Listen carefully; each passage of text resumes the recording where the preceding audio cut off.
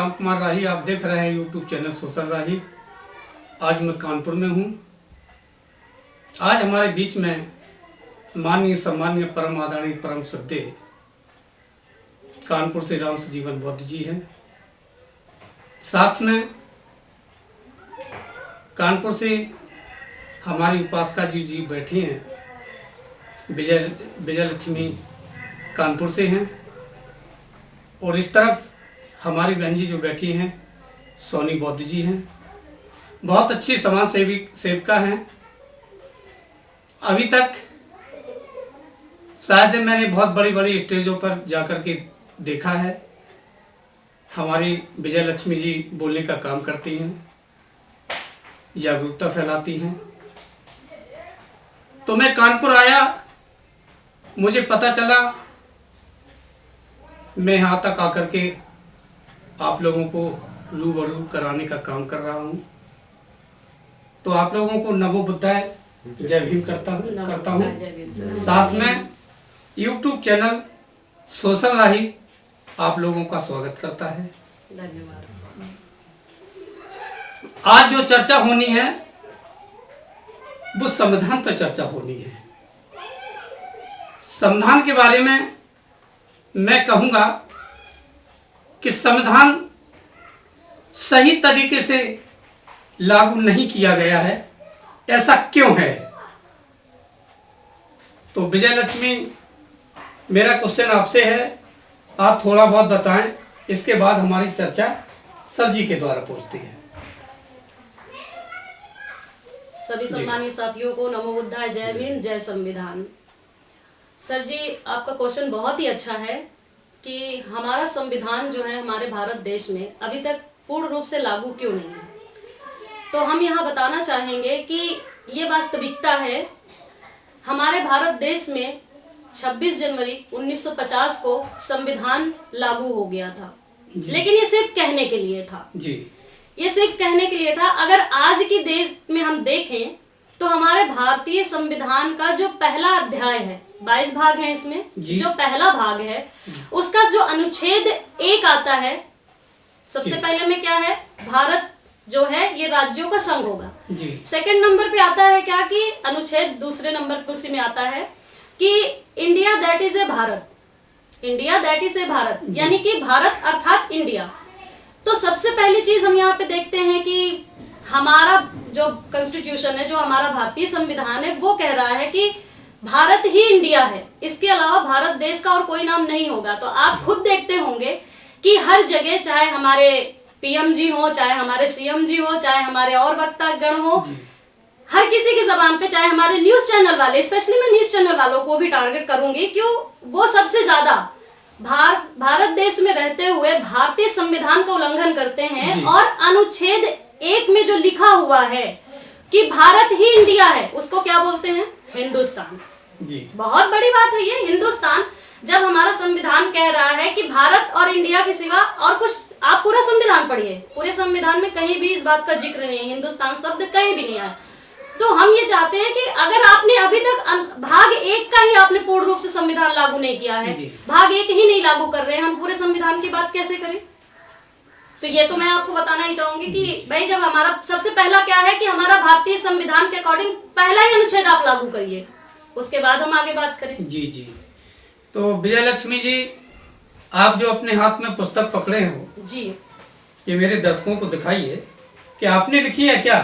जी हाँ, ये पुस्तक है दास्ताने बहुजन एक गौरवमयी इतिहास जी। इस पुस्तक को लिखा क्यों गया, जरूरत क्यों पड़ी जी?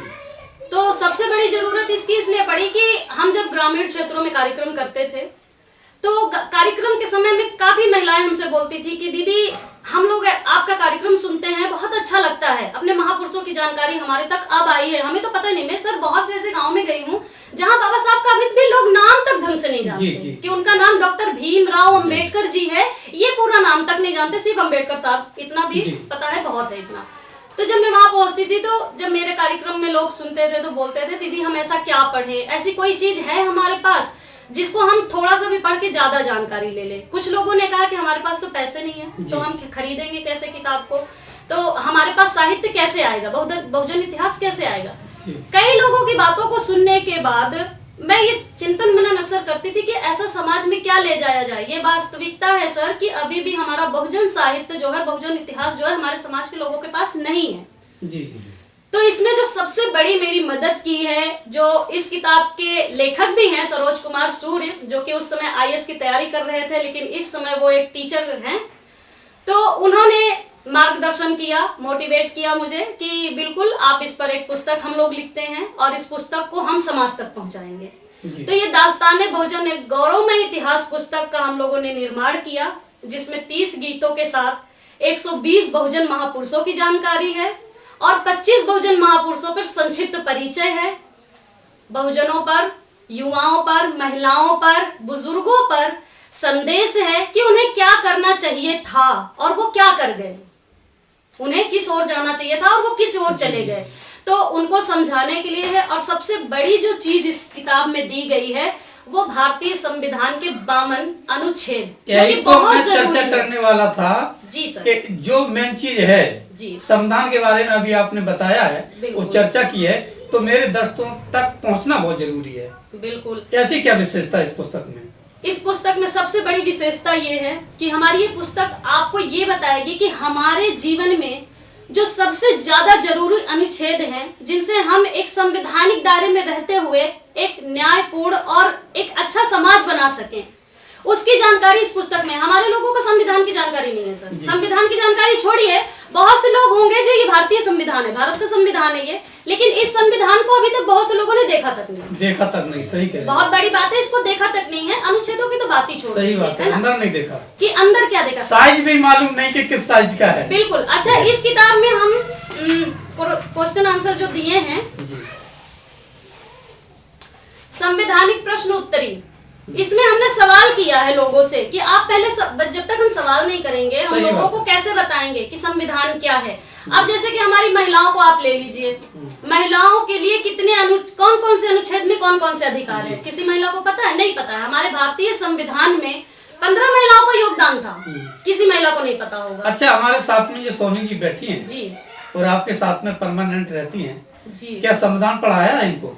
संविधान इनके घर में जरूर पहुंचता, लेकिन अभी इन्होंने संविधान नहीं लिया है। लेकिन मैं इनको बोलती हूँ कि संविधान आप पढ़िए, ये भी संविधान को पढ़ना चाहती हैं, अपने हक अधिकारों को जानना सोनी जी, जब चाहती भी हैं। आप यहाँ पे आती होंगी तब तो संविधान पढ़ने को मिल जाता होगा आपको, थोड़ा बहुत, और बाबा साहब की पुस्तकें भी आपको मिल जाती होंगी पढ़ने के लिए ना। आपके अंदर जो जागृति आई है, जोर से बोलो, आपके अंदर जो जागृति आई है वो विजय लक्ष्मी की देन है। बिल्कुल, आप तक विचार पहुंचाए, बिल्कुल, ऐसा है कि नहीं? बिल्कुल है। अच्छा, तो आगे क्या करना चाहेंगे आप? पुस्तक पढ़ेंगी बाबा साहब की? पढ़ूंगी और बच्चों को भी पढ़ाऊंगी जी। आपको तो याद है कि हमारी शान और शौकत जो चीजें हैं वो सब भारत के संविधान के द्वारा है। तो संविधान यदि ना होता तो हम भी नहीं होते। किसी ने लिखा है कि ये शान, ये शौकत, ये ईमान ना होता तो इस देश में कोई किसी का मेहमान ना होता, खुशियां ना मिलती हमें इस वतन में यदि मेरे बाबा साहब ने संविधान लिखा ना होता। बिल्कुल। तो और सबसे बड़ी चीज सर, मैं एक चीज और बताऊंगी यहाँ पे कि हमारी जो महिलाएं, जैसे कि हमारी बहन सोनी आई हुई है इस समय यहाँ पर, ये बहुत इच्छा रखती हैं कि मैं संविधान के बारे में जानूं, अपने हक अधिकार के बारे में जानूं। तो मैं आपके चैनल के माध्यम से उन सभी महिलाओं से अपील करूंगी कि आप अपने हक और अधिकार के बारे में तब जानेंगे जब आप भारतीय संविधान पढ़ेंगे। सबसे बड़ी चीज कि आपको आर्टिकल 14 पढ़ना होगा। 14 में समानता का अधिकार दिया गया है, हमें नहीं पता है। 15 में हमें लिंग भेद का अधिकार दिया गया है कि आप लड़का और लड़की के नाम पर विवाद नहीं कर सकते हैं, भेद नहीं कर सकते। हमारे साथ होता है ना कि लड़कियों को कम पढ़ाइए, लड़कों को ज्यादा, लड़कों को अच्छा से खाना पीना दो, लड़कियों को कम। तो हमारा 15 हमको ये कह रहा, 15(3) हमको ये कह रहा। हमें 16 पढ़ना चाहिए। 16 इसलिए पढ़ना चाहिए कि नौकरियों में हमें अधिकार मिलेगा तो वो 16 से मिलेगा, हमें वो पढ़ना चाहिए। हमें 23 पढ़ना चाहिए, हमें 42 पढ़ना चाहिए। आज गर्भवती महिलाओं को जो अवकाश मिल रहा है वो 42 के तहत मिल रहा है। हमें 39 पढ़ना चाहिए, लेकिन हम लोग नहीं पढ़ते हैं और ना पढ़ने के कारण हमारा शोषण आए दिन बढ़ता जा रहा है। और इस शोषण को आप खुद रोक सकती हो। आप किसी शोषणकर्ता से ये अपील मत करिए कि नहीं हमारा शोषण रोकिए, आप खुद तैयार हो जाइए ताकि आपके ऊपर होने वाले जुल्म और अत्याचार रुक सके। यही बहुत अच्छी जानकारी दी। अब हमारा क्वेश्चन सर जी की ओर जा रहा है। तो सर जी, सबसे पहले तो आप भारत को जो इंडिया बोला जाता है, लोग बाग आजकल हिंदुस्तान ज्यादा बोलने में लगे हैं, तो आप इसके बारे में क्या कहेंगे? हम तो ये कहेंगे कि भारत का संविधान 26 जनवरी 1950 को इस देश में लागू हुआ था। जी। तभी से, जब से ये लागू किया गया तभी से जो है ये बाबा साहब का तो ये संविधान पढ़ा नहीं लोगों ने, या वहाँ तक पहुँचाया नहीं गया। और जिन लोगों के हाथ में दिया गया, इस देश की सत्तारूढ़ पार्टियां जो भी रही हैं, उन्होंने इस देश को शुरुआत से, जो पहला ही अनुच्छेद है भारत का संविधान में पहले ही लिखा है भारत या इंडिया, भारत को ही इंडिया कहा गया, इंडिया को भारत कहा गया, तो उसको ही लागू नहीं किया। वो एडवर्टाइज ये करते रहे कि हिंदुस्तान इसको बनाया जाए। इनकी मंशा ये रही कि भारत नहीं है, बाबा साहब के संविधान को ये अच्छे से लागू नहीं करना चाहते थे। एक्चुअल में ये है, इनको सौंप तो दिया गया। बाबा साहब ने खुद अपने शब्दों में कहा है कि मैं ऐसे लोगों के पास सौंप रहा हूँ जो इसको अगर अच्छा समझे। बाबा साहब, ये संविधान तो बहुत अच्छा है, लेकिन लागू करने वाले अगर अच्छे नहीं हुए तो ये लागू नहीं होगा। भाई संविधान तो अच्छा लिखा गया, लिखा गया, लेकिन लागू करने वाले सही नहीं है, लोगों के हाथ में पहुंचेगा। हाँ, तो बाबा साहब होगा। जब बाबा साहब खुद दे रहे थे, संविधान सौंप रहे थे, तो ये शब्द कहे थे जी, कहे थे कि मैं ये संविधान जो सबके हित में है, पूरे देश के हर नागरिक के हित में है, वो मैं सौंप रहा हूँ। लेकिन जो लोग इसको ले रहे हैं या जिनके हाथ जा रहा है, वो लोग अगर ईमानदारी से लागू नहीं करेंगे तो ये संविधान नहीं है। बहुत बढ़िया सर। आगे क्वेश्चन जो हमारा है, अनुच्छेद 13 आता है, तो 13 के बारे में थोड़ा शॉर्ट में बता दीजिए। 13 में शॉर्ट में ये है कि भारत का संविधान जब लागू हो रहा था, उसके बाद अनुच्छेद 13 में ये दिया गया है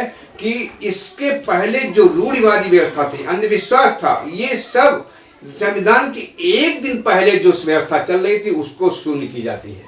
ऐसा उन्होंने अच्छा, लिखा है, 13 में लिखा है कि अब ये संविधान लागू होने से ये अंधविश्वास, रूढ़िवाद, ये सब समाप्त की जा रही है, शून्य की जा रही है। हाँ, तो इसको लोग ध्यान नहीं दिया, लेकिन इसको शून्य करने के बजाय आप देखिए वो और बढ़ावा उसको मिल रहा है, बढ़ावा दिया जा रहा है। रूढ़िवाद, अंधविश्वास, गंगा में नहाना, राम मंदिर जाना, ये करना, पूजा करना, गंगा में डुबकी लगाना, ये आजकल सरकार कर रही है। तो सरकार भी को ये सोचना है, जबकि सरकार संविधान के हिसाब से चल रही है, संविधान की शपथ करके पहुंचते हैं वहां पर, संविधान की शपथ लेकर के जाते हैं और वहां डुबकी लगाते हैं। जी जी। तो ये डुबकी लगाने वाला संविधान में कहीं नहीं लिखा है कि डुबकी लगाएंगे जाके। चलो सर, अगली चर्चा करते हैं 16 पे। 16 में क्या पोजीशन? 16 में ये है कि संविधान में व्यवस्था दी गई कि हर प्रदेश की जिम्मेदारी बन जाती है कि जो भी प्रदेश में जनता रहती है उनको आर्थिक रूप से संपन्न रोजगार दिया जाए, और उनकी जनसंख्या के आधार पर, उनके रिजर्वेशन के आधार पर उनका रिप्रेजेंटेशन देना चाहिए। इसमें जो है SC BC का जो है पूरा रिप्रेजेंटेशन सबको देना है।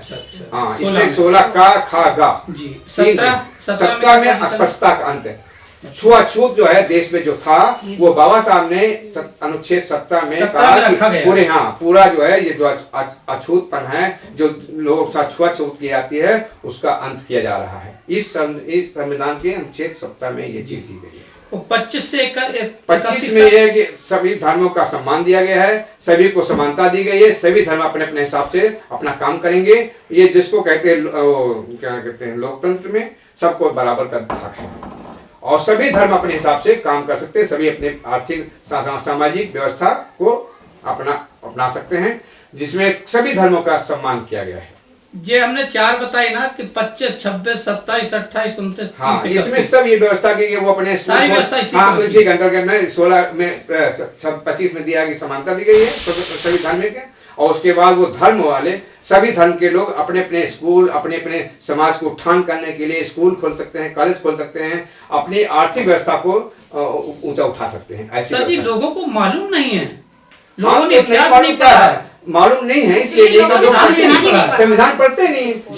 जब संविधान लागू हुआ था, अब ये देख लीजिए 70 साल हो गया संविधान को लागू हुए, अभी लोग उसको संविधान को जानते नहीं। संविधान ऐसे होता है, ये संविधान जो है बाबा साहब ने लिखा था। अब संविधान को लोग जानते नहीं, पढ़ते नहीं, और उसके बाद जब लोग चर्चा किया जाता है तो कहते हमने पढ़ा नहीं, हमने देखा नहीं। अब देखा नहीं तो पढ़ेंगे कब, और पढ़ेंगे तो फिर समझेंगे कब। ये सब चीज जो चल रही है, ये हम लोगों को अपने समाज को जगाने के लिए, बल्कि सभी लोगों को, देश के हर नागरिक को संविधान को पढ़ना चाहिए। संविधान पढ़ने से जागरूकता आएगी और उसके विषय में जानकारी के और अपने अधिकार बहुत बढ़िया सर। संविधान 42 के अनुच्छेद 42 के बारे में 42 में अनुच्छेद 42 नहीं है, बल्कि 42 है भी, उसमें अधिकार दिया गया महिलाओं को, लेकिन इसके साथ 42वां संशोधन हुआ है जी। संशोधन बड़ा महत्वपूर्ण है। हाँ, संशोधन के हाँ, जो संविधान में संशोधन किया गया है, 42वां संशोधन 18 दिसंबर 1976 को, जब केंद्र में कांग्रेस सरकार थी, उस समय हुआ है। इसमें ये जो हमारा संविधान की प्रस्तावना है, प्रस्तावना को डिस्टर्ब किया गया है, उसमें कई अनुच्छेद में सुधार किए गए हैं और इसके साथ साथ और चीजें सुधार की गई हैं। उसमें 51 का मतलब संविधान तो लागू किया गया, लेकिन मूल जो हम लोगों के जो जनता, हाँ, मूल हम लोग मतलब संविधान लागू होगा, नागरिकों का लागू होगा, लेकिन नागरिकों का क्या कर्तव्य होगा वो भी 51 का में दिया हुआ है। संशोधन के बाद 51 का में, तो 51 का में क्या दिया गया? सारी चीजें संशोधन के बाद रखी गई। हाँ, संशोधन में दी गई। पहले कर्तव्य, पहले वो संविधान नागरिकों का जो मूल अधिकार थे वो तो है, अधिकार और कर्तव्य। पहले अधिकार तो दिया गया था, लेकिन कर्तव्य जोड़े गए कि कर्तव्य में क्या जोड़ा गया कि संविधान को हम मानेंगे जी। हाँ, राष्ट्र के हित मानेंगे और राष्ट्र के जो मतलब संविधान के तिरंगे को सम्मान करेंगे। अब तिरंगा जलाया जा रहा है, संविधान जलाया जा रहा है। ये देखिए 51 का विरोध हो रहा है। 51 का जो जिन लोगों ने जोड़ा है गया है वो 51 का विरोध कर रहे हैं और संविधान का धज्जियां उड़ा रहे हैं। ऐसा देखिए संविधान को जलाया जा रहा है, इस पर बड़ा बड़ी शर्मनाक बात है। देश में जिस देश का संविधान, जिसकी संविधान की कसमें खा के शपथ लेकर के संविधान के ऐसे पदों पर पहुंच रहे हैं लोग, प्रधानमंत्री, मुख्यमंत्री सब लोग जाते हैं संविधान की शपथ लेकर के, और वही लोग संविधान की 51 का विरोध बदलने की बात कर रहे हैं। ये सब गलत हो रहा है। ये देश कहाँ जा रहा है? हम राजनेताओं को ये सोचना चाहिए। राजनेताओं के देश का तो है ही है, लेकिन हम सब जनता को, नागरिक, भारत के नागरिकों को ये बहुत ज्यादा सोचना पड़ेगा कि हम ये संविधान बाबा साहब अम्बेडकर ने बनाया था, जब सबके हित में बनाया था। जो लोग इसका विरोध कर रहे हैं, बाबा साहब ने कहा था मैं जो लिख रहा हूँ संविधान को पढ़िए। अगर पढ़ेंगे नहीं तो कैसे पता चलेगा हमारे हित में है या नहीं है? तो अगर हम लोगों को ये चीज ध्यान में रखना पड़ेगा। अगर हम चीज पढ़ेंगे तो हमको पता लगेगा संविधान में। अगर कोई कहता है कि संविधान बदलने आए हैं, तो संविधान बदलने के पहले उसको पढ़िए। जो बदलने आया वो पहले पढ़ ले, और पढ़ने के बाद बाबा साहब को देखिए कि बाबा साहब ने किसको विरोध किया है, किसका विरोध हित में लिखा है या जनता देश के हित में लिखा है। सर जी, अब हमारा अगला जो क्वेश्चन जा रहा है जी, वो हमारी विजय लक्ष्मी के द्वारा है। जी सर, बताया जाएगा जी सर कि महिलाओं को किस अनुच्छेद में रखा गया है? महिलाओं को किस अनुच्छेद में रखा गया है? सबसे बड़ी चीज है सर, महिलाओं के अनुच्छेद जो हैं, जैसे कि हम 14 में देखें तो 14 में भी हमारे हक की बात हो रही है, समानता की बात हो रही है, हमें समान लाने की बात हो रही है। फिर हम 15(3) में आ जाएं तो हम लड़का लड़की के भेद से अलग हो रहे हैं, हम इक्वालिटी की बात इसमें भी आ रही है। फिर अगर हम 15(3) के बाद 16 में पहुंचे तो नौकरियों में, जहाँ पे पहले क्या होता था कि नौकरियों में सिर्फ पुरुष आगे जाएंगे, महिलाएं आगे नहीं जाएंगी, तो ये नहीं हो रहा है। अब आप 16 के तहत हम नौकरियों में भी जा रहे हैं। हम 23 में भी अगर बात कर ले तो 23 में भी हम महिलाओं का अधिकार मिल रहा है। फिर हम अगर 42 में आए तो जैसे हम नौकरियों पे पहुंच गए हैं, नौकरियों में पहुंचने के बाद अगर हम प्रेग्नेंट हो रहे हैं, डिलीवरी के टाइम हो रहा है, तो 6 महीने का हमें अवकाश मिल रहा है प्लस तनख्वाह के। ये सारे अधिकार हमें संविधान देता है और कोई हमें ग्रंथ नहीं देते। हिंदू कोड बिल और संविधान में कहती हूँ भारत की हर नारी को पढ़ना चाहिए। और मैं भारतीय संविधान के बारे में एक बात बोलना चाहूंगी सभी से ही।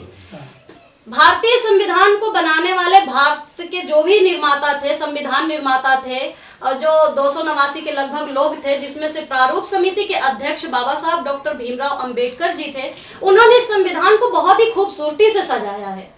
अगर हम इसको पढ़ेंगे, इनके अनुच्छेदों को पढ़ेंगे, तब हम अपने हक अधिकारों को अच्छे से जान सकेंगे। और सबसे बड़ी चीज सर मैं आपको बताना चाहूंगी, जो क्राइम हो रहा है हमारे लोगों के बीच में, जो क्राइम दिन पे दिन बढ़ता जा रहा है, वो इस कारण बढ़ रहा है क्योंकि हम संविधान नहीं पढ़ रहे हैं। अगर हम संविधान पढ़ लेंगे तो हमें ये पता चल जाएगा कि अगर हम किसी का मर्डर करेंगे तो 302 का मुकदमा लगेगा संवैधानिक तौर पर और हम जेल जाएंगे। सही बात। ठीक है, तो ये हमें पता ही नहीं है। इसके कारण हमारे ज्यादातर बच्चे जैसे ही युवा अवस्था में आते हैं गलत काम करते हैं और वो जेल में जाकर अपना फ्यूचर डिस्ट्रॉय कर देते हैं। तो भारत देश के युवाओं के लिए ये विशेष तौर पर है कि आप भारतीय संविधान का अध्ययन करें और भारतीय संविधान को पढ़ करके अपने जीवन को एक ऐसी दिशा में ले जाइए जहां से फिर आपको लोग देख सकें कि ये व्यक्ति वहां तक पहुंचा। आज कितने IAS PCS डॉक्टर इंजीनियर बन रहे हैं संविधान को पढ़कर, संविधान को पढ़कर। और हमारा जो युवा वर्ग ज्यादातर सड़कों पे उतर रहा है, गुमराह है। मैं सड़कों पर उतरने वाले उन युवाओं भाइयों से अपील करना चाहूंगी, आप देखते होंगे जिन संगठन के लोगों के साथ आप काम कर रहे हो उन संगठन के लोगों के जो मेन मुखिया होंगे उनके बच्चे कभी सड़क पे नहीं दिखेंगे, कभी नहीं दिखते। ऐसे ही नेताएं होते हैं, जितने भी नेता होते हैं उनके बच्चों को आप सड़क पे नहीं देखोगे। तो भाइयों, क्या आपने ठेका ले रखा है कि आप ही सड़क पे उतरोगे, आप अपना फ्यूचर डिस्ट्रॉय करोगे? तो ये आपको नहीं करना है। और आप कैसे नहीं कर पाओगे? जब आप संविधान पढ़ोगे तब आपको पता चल जाएगा कि मुझे क्या अधिकार है, क्या अधिकार नहीं है। जैसे हमारे भारतीय संविधान में आज जो हम बात कर रहे हैं सर, भारतीय संविधान के आर्टिकल 19 में ये चीजें लिखी हुई है कि हम आज बोल सकते हैं, अपनी बात रख सकते हैं। हमारे लोगों को नहीं पता है, वो कुछ भी गलत सलत बोल देते हैं और उसके बाद वो कानून के शिकंजे में कैद हो जाते हैं। तो जब आप संविधान पढ़ लोगे तो आपको ये पता होगा कि हमें अपने भारत देश की अखंडता और एकता के खिलाफ नहीं बोलना है क्योंकि हमारा भारत देश है। हमें भारत देश की सुरक्षा के खिलाफ नहीं बोलना है क्योंकि हमारा भारत देश है। हम ही जहाँ जन्मे हैं, ये हमारा देश है। तो इसको बनाए रखने की जिम्मेदारी इस संविधान में है। अगर आप इस संविधान को पढ़ लेते हो तो जो लोग आज अभी जैसे सर जी ने बताया कि संविधान बदलने की बात हो रही है और संसद में कई बार ऐसी चर्चाएं हो चुकी हैं, कई बार बिल पारित हो चुके हैं। अभी प्रस्तावना से समाजवादी शब्द हटाने की बात हो रही थी। तो वो कारण इसलिए है क्योंकि आपने पढ़ा नहीं। और जब हम लोग पढ़े नहीं है तो हम भी सोचते हैं ठीक है बदल जाने तो हमें क्या दिक्कत है।